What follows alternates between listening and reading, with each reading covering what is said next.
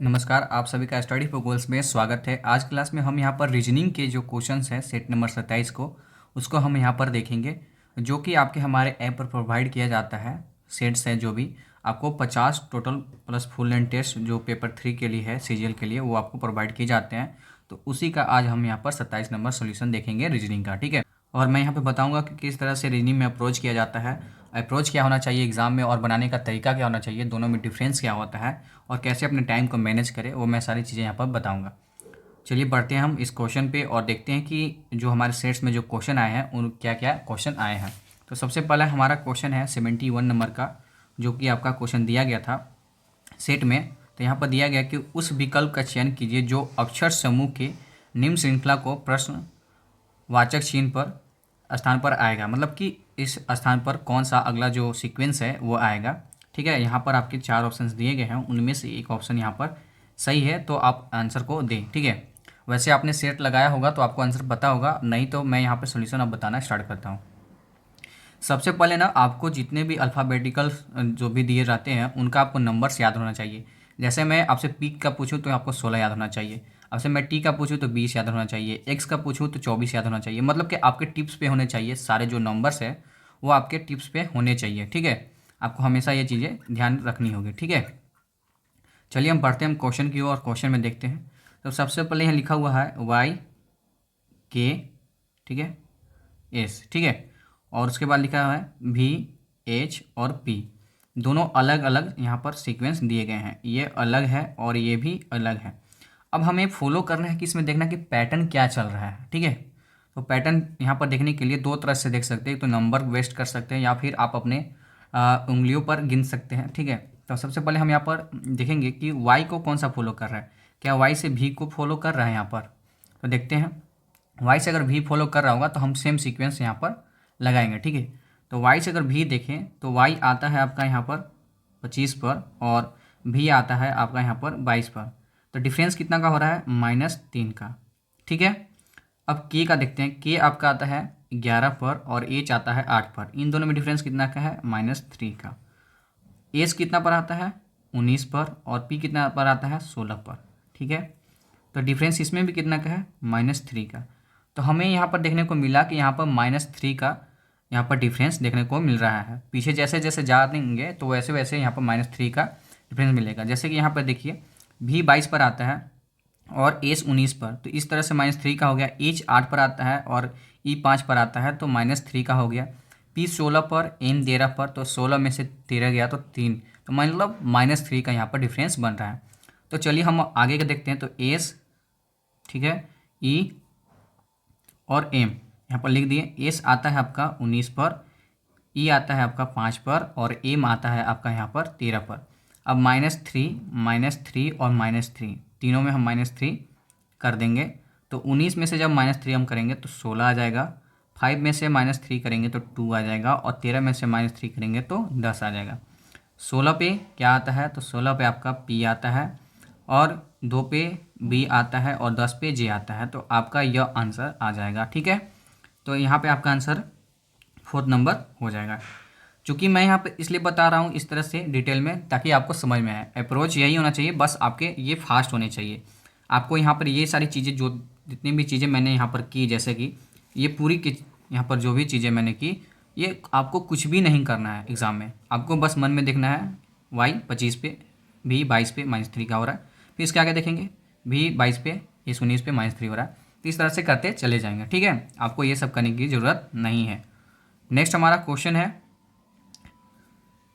निम्न समीकरण को संतुष्ट करने के लिए किन दो संख्याओं को आपस में बदला जाना चाहिए, ठीक है। यहाँ पर एक इक्वेशन दिया गया है और इक्वेशन में से आपसे पूछ रहा है कि इनमें से कौन सा एक ऐसा चिन्ह हो और जो नंबर्स है जो आपको बदलना चाहिए। तो यहाँ पे सबसे ज़्यादा ध्यान रखने वाली चीज़ है कि यहाँ पर आपको ना नंबर्स ऑब्जर्वेशन बहुत ही ज़्यादा स्ट्रॉन्ग होनी चाहिए, ठीक है। देखते ही पता चल जाना है कि अगर हम ये दो नंबर्स को चेंज करेंगे ना तो डिविजिबल हो जाएगा या फिर माइनस होगा, किस तरह से होगा। तो मैं यहाँ पे सबसे पहले 12 और 32 को देखता हूँ। 12 को अगर 32 से इंटू करूँगा तो जब 12 से 32 से इंटू करूँगा ना तो किसी प्रकार ये बहुत बड़ा नंबर आ जाएगा, और जब बहुत बड़ा नंबर आ जाएगा तो ये 8 हो जाएगा यहाँ पे लगभग लगभग। तो ये तो आने से रहा, ठीक है। नेक्स्ट हम ट्राई करते हैं 12 और 13 को आपस में चेंज करने का, ठीक है। तो तो ऑब्जर्वेशन हमारी बहुत ज़्यादा स्ट्रांग होनी चाहिए। अब जब हम 12 13 को करेंगे ना, 12 को रिप्लेस करेंगे, सॉरी 12 को 3 से, तो यहाँ पर देखिएगा कि 12 यहाँ पर आ जाएगा। जैसे कि मैं लिख देता हूँ 64 माइनस 24 भागा यहाँ पर 12 हो जाएगा प्लस 32 इंटू 3। तो जैसे ही मैंने रिप्लेस किया तो ये दिखा कि मुझे ये तो डिवाइड हो रहा है, ठीक है। और जब डिवाइड हो रहा है तो मुझे ये पता चल गया कि हाँ हाँ कहीं ना कहीं तो मेरा ये जो ऑप्शन है ये सही होने वाला है। तो मैं एक बार इसे कर लेता हूँ। 64 12 में से 2 जाएगा और यहाँ पे 32 इंटू 3 करेंगे तो आपका यहाँ पर 96 आ जाएगा। अब देखिए यहाँ पे जो करना है बस आपका जोड़ घटाव का बच जाता है। तो ये आप फट से कर सकते हैं बहुत ही आसानी से। तो 62 हो जाएगा और प्लस 96 हो जाएगा क्योंकि मैंने इसे यहाँ से माइनस कर दिया और आपका आंसर यहाँ पर 158 आ जाएगा, जो कि आपका 158 यहाँ पर दिया गया है। तो क्या इक्वेशन सेटिस्फाई कर रहा है? तो हाँ, तो जी, तो आपका बिल्कुल भी ऑप्शन सही हो जाएगा। मतलब कि आपका ऑब्जर्वेशन यहाँ पे बहुत ज़्यादा स्ट्रांग होनी चाहिए, ठीक है। क्योंकि जैसे ही मैंने इसे रिप्लेस किया ना, जैसे कि मैं 32 और 64 के एक बार ले लेता हूँ। अगर 64 को मैं 32 रिप्लेस करूँगा ना तो यहाँ पर 64 और भी बड़ा नंबर आ जाएगा, जो कि पॉसिबल ही नहीं है कि 150 यह ला दे। तो इस तरह से यहाँ पे ऑब्जर्वेशन से काम चलेगा। नेक्स्ट हमारा क्वेश्चन है 5 वस्तुएं ए बी सी डी और ई जिनका वजन भिन्न है, बी का वजन ई से दोगुना है, ठीक है। इस क्वेश्चन को मैं करते चला जाता हूँ। तो यहाँ पे बोल रहा है कि बी का वजन ई से कितना है? दोगुना है, ठीक है। और आगे पूछ रहा है कि सी का वजन ए से 3 गुना है। सी का वजन ए से 3 गुना है, ठीक है, समझ में आ रहा है ना। और डी का वजन सी से 4 गुना है और यहाँ पे मैंने डी लिख दिया। डी का वजन सी से, किससे? सी से 4 गुना है, तो यहाँ पे 12 हो जाएगा। उसके बाद बोल रहा है कि बी का वजन, यह जो बी है, बी का वजन डी का आधा है, तो बी का वजन डी का आधा हो जाएगा। तो 12 का आधा कितना हो जाएगा? 6। ये 6 हो गया, ध्यान देने की बात है, ये 6 हो गया। तो 6 कितना का है? 2 का मल्टीपल कितना है? तो 3 है। तो ये कितना हो जाएगा? सी कितना हो जाएगा? 3। और ये कितना हो जाएगा? 3। और ये भी कितना हो जाएगा? 1। क्योंकि इससे तो कुछ यहाँ पर रिलेशन नहीं बन रहा है, रिलेशन तो सिर्फ इन दोनों में बन रहा था। तब मैंने यहाँ पर लिख सकता हूँ बी ई सी ए और डी। अब मैं यहाँ पे इनके जो वजन्स हैं उनको लिख देता हूँ एक बार। नीचे वाले हैं 6 हो जाएगा, इसका 3 हो जाएगा, इसका भी 3, इसका 1 और इसका 12। तो आपसे पूछ रहा है कि इन सब में किसका वजन सबसे ज़्यादा है। तो आपको यहाँ पर ध्यान देना होगा कि यहाँ पर डी का वजन सबसे ज़्यादा हो जाएगा। तो ऑप्शन डी यहाँ पर सही हो जाएगा, ठीक है। आइए नेक्स्ट क्वेश्चन पे आते हैं। एक निश्चित भाषा में PRIC के प्रिक को ये चीज़ लिखा जाता है और इसी प्रकार यहाँ पर लिखा जाता है। तो आपको बताना है कि यह जो दिया गया है इसको क्या लिखा जाएगा, इसका कूट भाषा क्या होगा। तो सबसे पहले हम एक यहाँ पर जो दिया गया है उसको उठाते हैं। आपको दोनों सेटिस्फाई नहीं करना है। अगर एक से सेटिस्फाई हो गया तो डायरेक्ट आपको जो आंसर निकालना है जिसका, उस पर चले जाएंगे। तो हम लिख देते हैं PRIC और K और नीचे लिख देते हैं, और यहाँ पे नीचे लिखते हैं QTLG और P, ठीक है। अब मैं इनके यहाँ पर साइड में नंबर्स लिख देता हूँ। P का आता है 16, ये आता है 18, ये आता है 9 और C आता है 3 और K आता है 11। आपको याद होने चाहिए टिप्स पर, ठीक है। Q आता है आपका 17, T आता है 20, L आता है 12 और G आता है 7 और P आता है 16। अब देखिए तो यहाँ ध्यान से, क्या 16 से 17 कितना हो रहा है? तो आपको यहाँ पर ध्यान देना होगा, +1 हो रहा है। ये कितना हो रहा है? +2। 9 से 12 +3, 3 से 7 +4 और 11 से 16 +5। मतलब कि समझ में आ गया कि 1 2 3 4 प्लस यहाँ पर हो रहे हैं। तो इसी प्रकार मैं यहाँ पर करूँगा ACEGAR और D। इसके मैं यहाँ पर क्या लिख लूँगा? सबसे पहले नंबर्स, ठीक है। 1 3 5 7 1 18 और यहाँ पर 4। अब मैं यहाँ पे +1 करूँगा तो 2 पर क्या आ जाएगा? B। यहाँ पे +2 करूँगा तो यहाँ पे क्या आ जाएगा? E।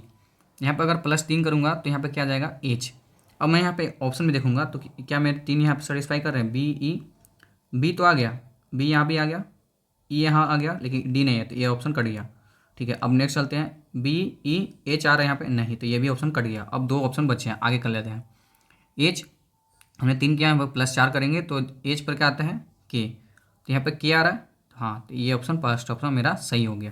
तो ऑप्शन कौन सा सही हो गया? फर्स्ट। ठीक है, आइए नेक्स्ट क्वेश्चन पे आते हैं। नेक्स्ट क्वेश्चन कह रहा है कि उस आकृति का चयन कीजिए जो निम्नलिखित आकृति श्रृंखला में प्रश्नवाचक चिन्ह पर स्थान पर आएगा। ठीक है, तो आपको बताना है कि उसके स्थान पर कौन सा आएगा। तो ध्यान देने की बात है। चलिए आप ट्राई कीजिए।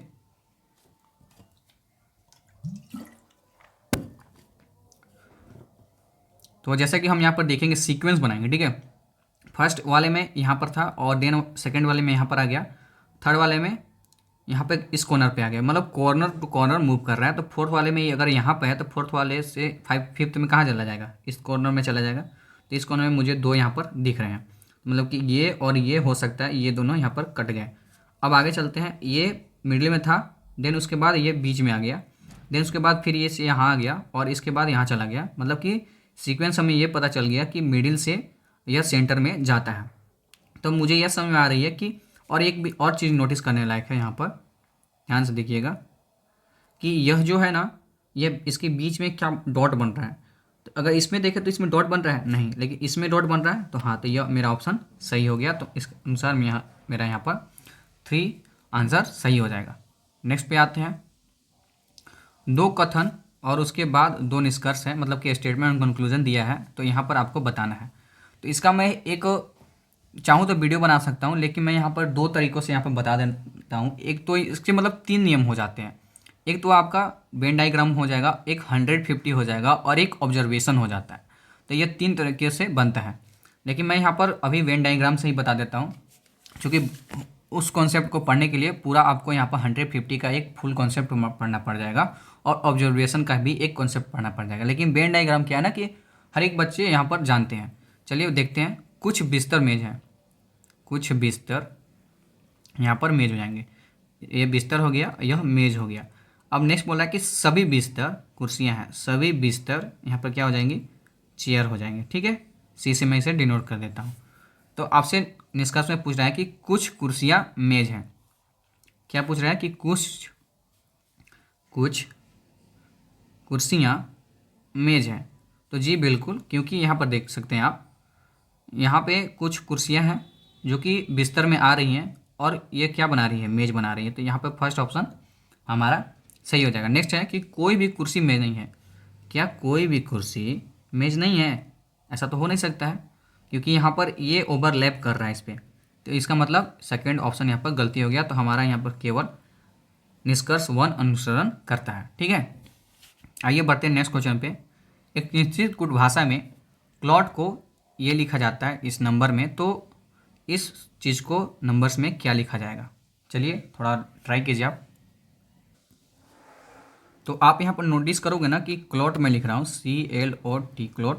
तो इसका यहाँ पे हो जाता है 3, L का 12, O का 15 और T का 20। इसमें इंटू किया गया है 2 से। ठीक है, सब में कितने से इंटू किया गया है? 2 से लगभग।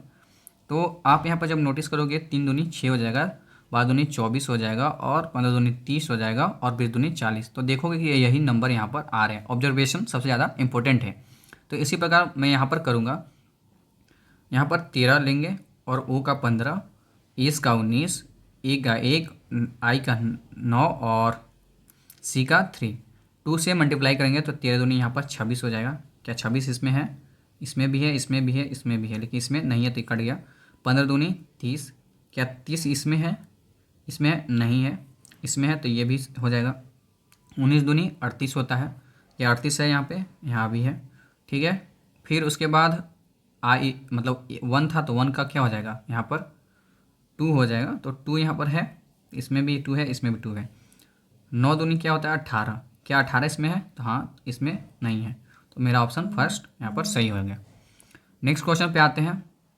6 लड़कियाँ यहाँ पर दिया गया है, K से P तक है और सीधी रेखा में उत्तर की ओर मुख करके बैठे हैं। और मैं यहाँ पर एक चीज़ बता दूँ, अगर यहाँ पे क्वेश्चन में आपसे नहीं बोला रहा है कि उत्तर की ओर, तो समझ जाना है कि उत्तर की ही ओर बोल रहा है। मतलब ऑप्शन में अगर कोई भी डायरेक्शन नहीं दिया रहा है तो उत्तर की ओर बैठाना है। हमेशा उसका फेस किधर होगा? नॉर्थ के साइड होगा।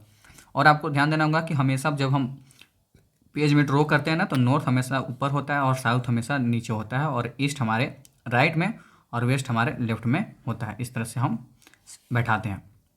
तो यहाँ पे 6 लड़कियाँ हैं।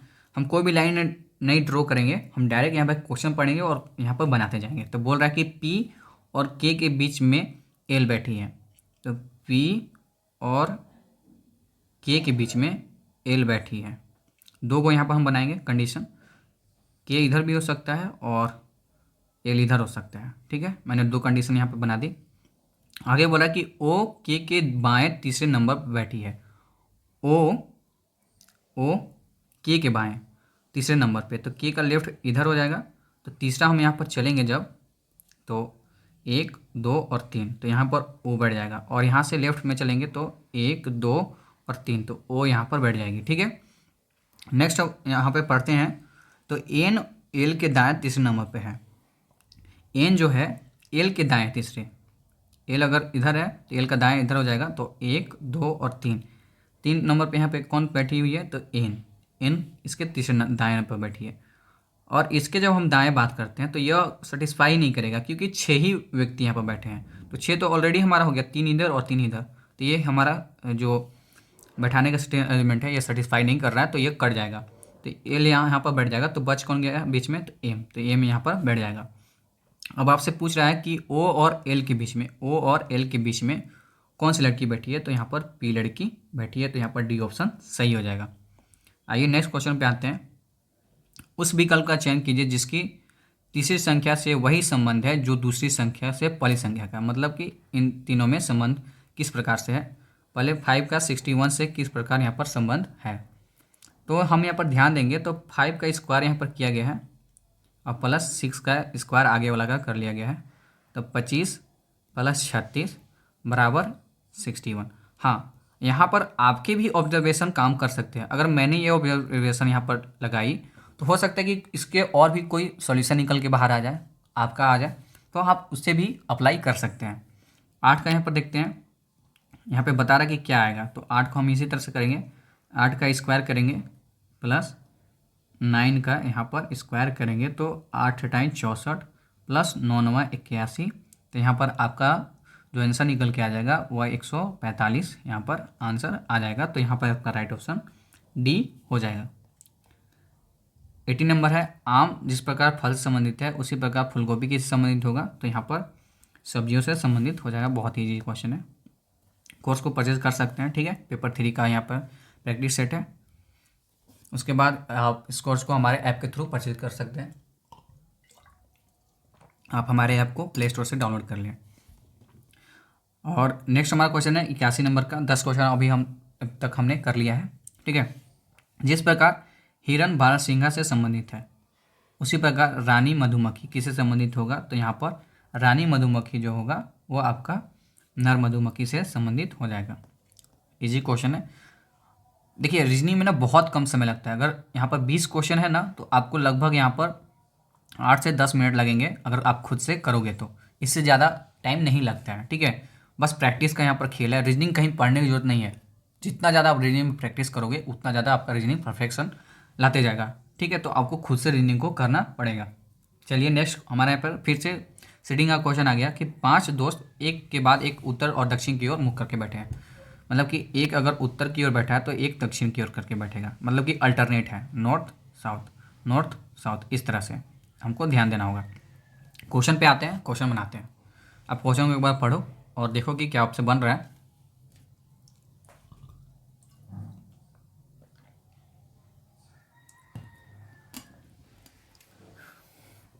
ठीक है, क्वेश्चन पे आते हैं। आर बाईं ओर किनारे पर बैठा है, बाईं ओर यहाँ पर किनारे पर बैठा है आर, और उत्तर की ओर मुँह है। मतलब यहाँ डिसाइड हो गया कि इसका फेस किस तरफ होगा, नॉर्थ की तरफ। ठीक है, मतलब इसके बाद जो आएगा वह साउथ की तरफ देखेगा, तथा टी आर के दाईं ओर दूसरे स्थान पर है। अब हम यहाँ पे बैठा लेते हैं टी आर के दाईं ओर। तो आर के दाईं ओर किस तरफ होगा, नॉर्थ का दाईं इधर होता है इस साइड में। तो आर का दाईं ओर दूसरे स्थान पर, तो यहाँ पर टी बैठ गया। और टी अब कौन सा स्थान पर जाएगा, मतलब किस दिशा में दिखेगा, तो यह फर्स्ट नॉर्थ में दिख रहा है, सेकेंड यहाँ पर साउथ में दिखेगा, तो थर्ड कौन सा दिखेगा, तो नॉर्थ में दिखेगा। ठीक है, टी नॉर्थ में हमारा यहाँ पर दिख रहा है। नेक्स्ट आपसे पूछ रहा है कि आर, सॉरी यहाँ पे कुछ गलत लिखा हुआ है क्या, हम्म,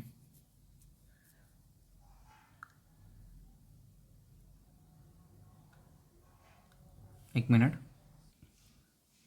हाँ, यहाँ पे क्वेश्चन में थोड़ी सी गलती है, आपको ध्यान देना होगा कि जो लिखा हुआ है ना कि आर जे स्थान पर बैठा है, यहाँ पे लिखा हुआ है कि टी जो है सो आर के दाईं ओर दूसरे स्थान पर बैठा है, और उसके आगे लिखा हुआ है, यह जो लाइन है ना यहाँ पे है ही नहीं। ठीक है, ठीक, आगे बढ़ते हैं। तो लिखा हुआ है कि यदि पी क्यू के, मतलब मैं यहाँ पे इसे हाइड ही कर देता हूँ, ठीक है, कलर लेकर।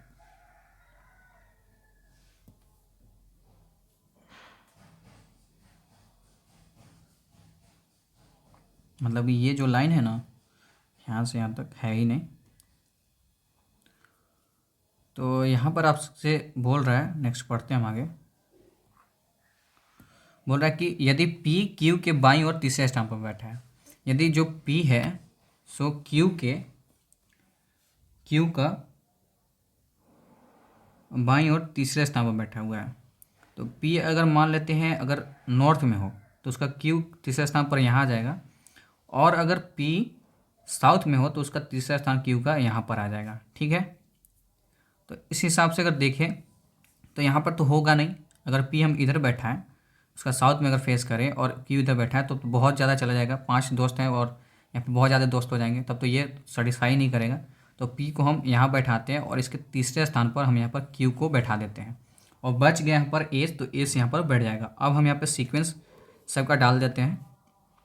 नॉर्थ, ये पे साउथ आ जाएगा, और ये फिर से यह नॉर्थ में चला जाएगा।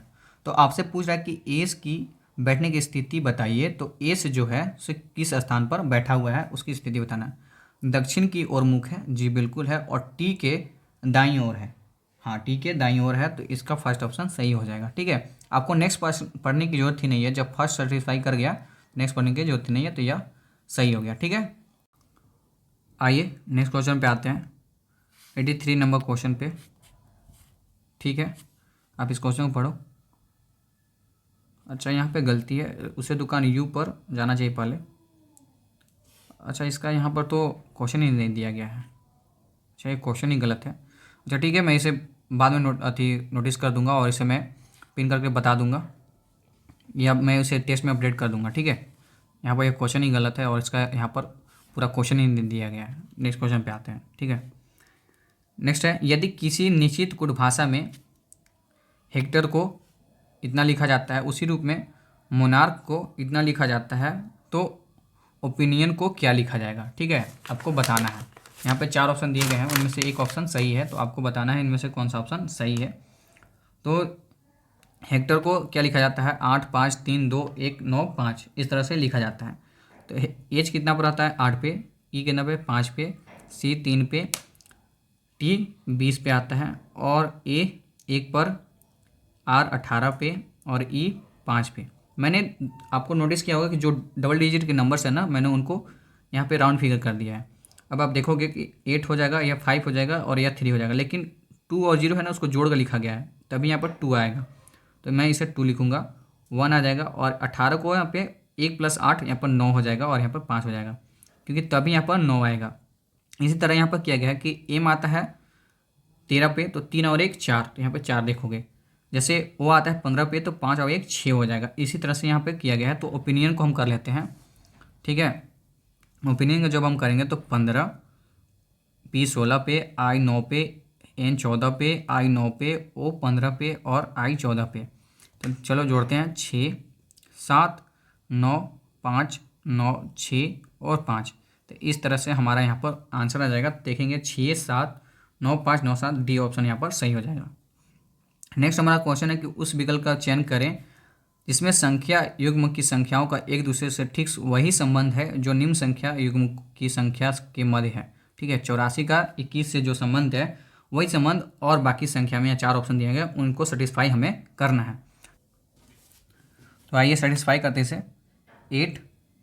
84 हो जाएगा, और 84 भागा 8 - 4 कर दिया गया यहाँ पे।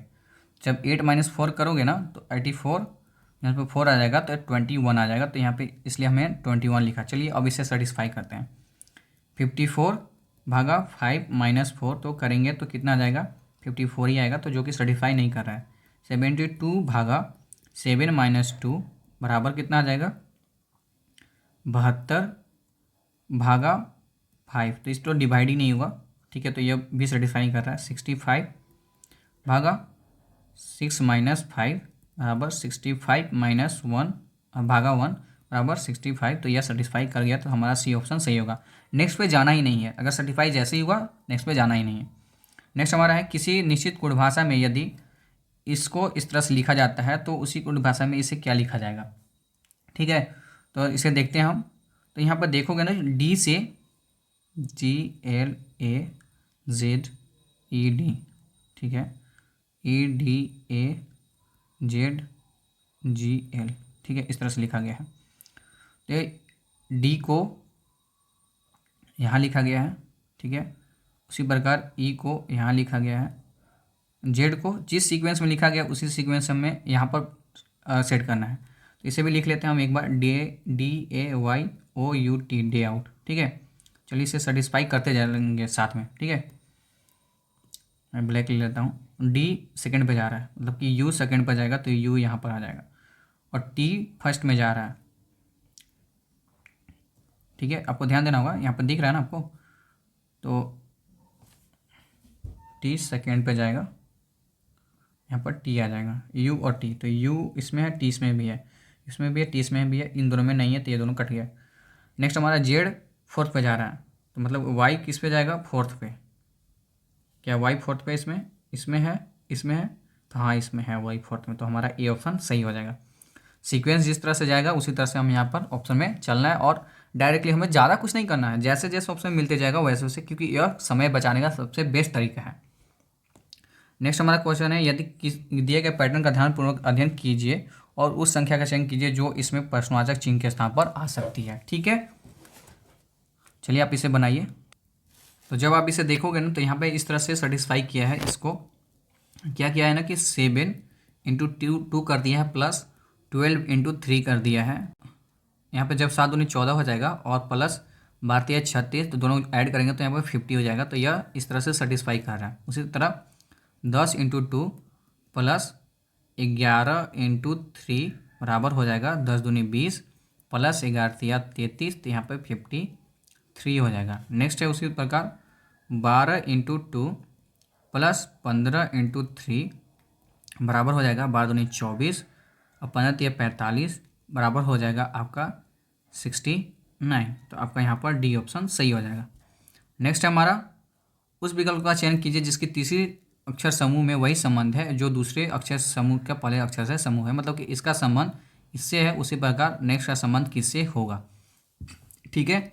तो आपको यहाँ पर बताना है, तो मैं यहाँ पे बता दे रहा हूँ। क्यू आता है 17 पे, यू आता है 21 पे, और ई 5 पे, और ई 5 पे, और एन यहाँ पर 14 पे आता है, सॉरी, ठीक है। तो जैसे ही यू टी कितना पर आ रहा है 20 पे, तो यहाँ पे +3 किया। आर कितना पर 18 पे, तो 21 में से 18 जाएंगे तो -3, मतलब समझ में आ गया कि +3 और -3 कर रहा है। तो हम नेक्स्ट क्वेश्चन पे चले जाते हैं डायरेक्ट। तो यहाँ पर लिखा हुआ है कि P16 I9 टी यहाँ पर 20, सी यहाँ पर 3 और एच यहाँ पर 8। तो सबसे पहले हमें क्या करना है यहाँ पर, तो यहाँ में हमें करना है +3 -3 +3 -3 और यहाँ पे +3। तो 16 में +3 करेंगे तो 19 होगा, -3 करेंगे तो यहाँ पर 6 हो जाएगा, यहाँ पे +3 करेंगे तो 23 हो जाएगा, और यहाँ पे -3 करेंगे तो मतलब 26 हो जाएगा। और यहाँ पे नेक्स्ट करेंगे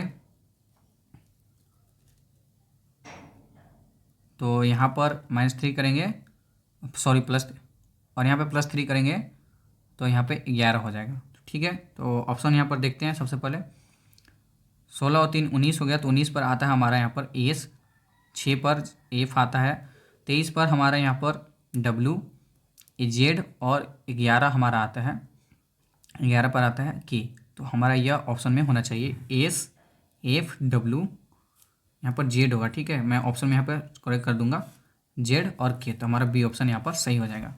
नेक्स्ट क्वेश्चन पे आते हैं, निम्न श्रेणी में से प्रश्नवाचक चिन्ह के स्थान पर कौन सा संख्या आएगी, ठीक है। तो आपको इस तरह से बताना है। तो 35 + 50 15 हो जाएगा, इसका डिफरेंस 30 हो जाएगा, इसका डिफरेंस यहाँ पर 45, और इसका डिफरेंस यहाँ पर सॉरी, इसका यहाँ पर 60 होगा। ठीक है, तो हम यहाँ पे नोटिस कर रहे हैं कि 15 का मल्टीपल चल रहा है, तो 15 का जब मल्टीपल नेक्स्ट करेंगे तो 75 हो जाएगा। 75 में 185 ऐड करेंगे तो हमारा यहाँ पर जो आंसर निकल के आएगा 5 5 10 और 8 7 15 1 16 और 1 2 260 हमारा यहाँ पर आंसर आ जाएगा। तो हमारा सी ऑप्शन यहाँ पर सही हो जाएगा। नेक्स्ट टाइम हमारा उस विकल्प आकृति का चयन कीजिए जो इसे सेटिस्फाई कर रहा है। ठीक है, तो हम यहाँ पर ड्रॉ ही कर लेते हैं। ये चला जाएगा इस तरह से, ये यहाँ पे ऐसे बनेगा। ठीक है, और ये यहाँ पर आएगा तो ये भी यहाँ पर आ जाएगा। तो इस ऑप्शन को देखेंगे तो हमारा फर्स्ट ऑप्शन सही हो जा रहा है, तो हमारा यहाँ पर यह सही हो जाएगा। तो ये सारे क्वेश्चन थे जो कि आपके सेट 27 नंबर से संबंधित थे, जो कि रीजनिंग के क्वेश्चन थे। ठीक है, और एक जो क्वेश्चन यहाँ पे मैंने गलत टाइप हो गया था, मतलब कि टाइपिस्ट द्वारा, तो उसे करेक्शन करके मैं वहाँ पे ऐड कर दूंगा। शायद वहाँ पे सही ऐड किया गया है सेट में। ठीक है, तो बाकी की चीज़ों के लिए आप हमारे ऐप के साथ जुड़े रहिए और हमारे चैनल को सब्सक्राइब कर दीजिए। और आप जो भी कोर्स परचेज करना चाहते हैं हमारे ऐप के थ्रू परचेज कर सकते हैं। ये हमारे कोर्सेज हैं जो कि आपके होने वाले एग्जाम्स जो झारखंड में हैं उनके बहुत ही ज़्यादा हेल्प करेंगे। ठीक है, मिलते हैं जल्दी नेक्स्ट वीडियो में, और नेक्स्ट सॉल्यूशन देखेंगे सेट नंबर 28 का, जो कि आपको संडे को प्रोवाइड किया जाएगा। तो उसका मैं यहाँ पे वेडनेसडे को मैथ और रीजनिंग का दोनों का सॉल्यूशन लेकर आ जाऊँगा। तब तक के लिए जय हिंद, जय झारखंड, जोहार। Thanks for watching this video.